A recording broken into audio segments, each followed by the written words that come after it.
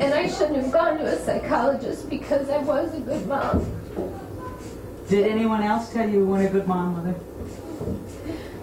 His first pediatrician, my husband and I would argue all the time because we didn't know. If I hadn't come here, I probably wouldn't be married. Michael, before he started coming to Dr. Rapp, he was violent all the time. He couldn't sleep through the night. Explosive behavior, temper tantrum type behaviors, although we found out later it wasn't temper tantrums. No friends, antisocial, embarrassing to take out.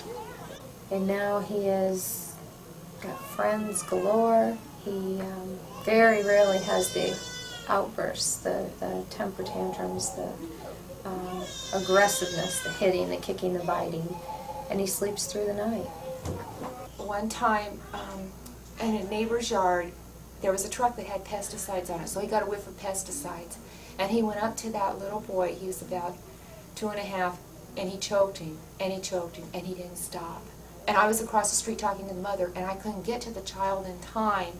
And he wouldn't stop from any of my commands or how I said it. I came home and I cried for a long time, in a couple days. And this neighbor understands, so she's still my friend. He doesn't understand that the feeling that the way he does is not normal. No. He's felt that way since he's been less than a year old, and he just assumes that's a normal way to feel. He'll try to hurt you, and this is like a daily thing that happens. I mean, we never know what's going to happen. You know we love you. Shut up or I'll kill you.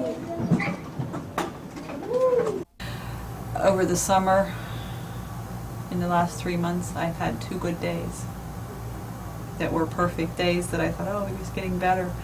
And then Kemlon came through and ended that real fast. If he didn't have treatment, he would either not be alive this day because of suicidal things, or I really don't know how I don't think he would be here for very much longer because there would be no way to control him. This way I can control him some. It's still scary and frightening. Hopefully we're going to get better. We've come a long way. I was blamed. I was told, about half the people said, well, I think you discipline too much and you expect too much of this child. And then the other half said, well, I think you need to really give her a good whack.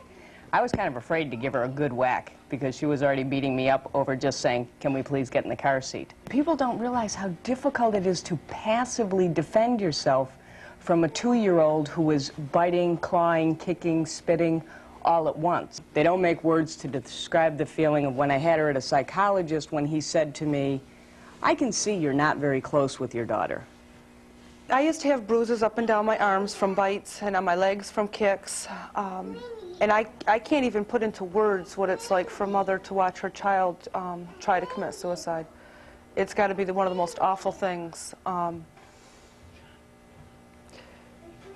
He only actually attempted a couple of times, but he would threaten on a regular basis. It was to the point where we took all of our knives and scissors and hid them. We spent years with psychiatrists and different medications, treating him for the hyperactivity with one, and for depression with another one, and for violence with another one. The first time I walked out of Dr. Rapp's office, we went to a restaurant for lunch, and I sat there all through lunch crying.